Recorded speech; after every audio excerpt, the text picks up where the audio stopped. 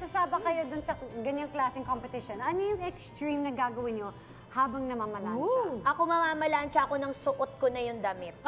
Para Ay, talagang extreme nga yun. Para matiis mo yung init, ganun, pakita mo sa mga tao, matibay ako. Mars, extreme yun. And speaking of hobbies, ito, dito sa Mars More, sagot namin ang mga bagong pwede ninyong matutunan. Kaya naman, ito, sigurado naman to na lagi talagang may baon.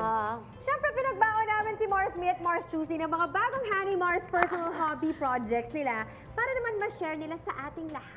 Okay, so unahin muna natin si Maey. Yes, yung sa akin, una, suka muna. So, gagamit ako ng dalawang klase ng suka. So this is just the kind of vinegar na simpleng suka lang. Yes. Yung white vinegar. White vinegar lang Oo. talaga, walang timpla. Yes, tama po. And then, hinahaluan ko madalas ng apple cider vinegar. Ay, Ay, social. wow. Yes, at saka syempre, guys, Anong sukat nun, Ate May? invento. 1:1. Hindi, basta invento sukat. Okay. Tansya-tansya lang naman po lahat eh. So, since maliit yung mason jar natin, so konti-konti lang. And then, ilagay ko na yung honey. Guys, Uy, para may matamis. oo, para doon naglalaban. balance. At saka hindi tatamis din yung onions kasi originally matamis naman talaga ang sibuyas. Oo, yes, yes. Yes. Pwede din yung isa kong nabasa, pwede din maple syrup.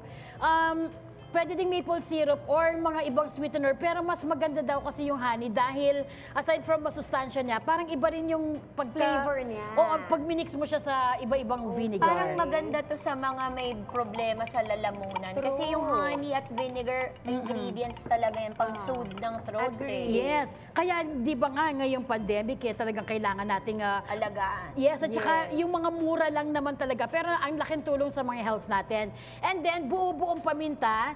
Wow, ang dami. Yes, oo.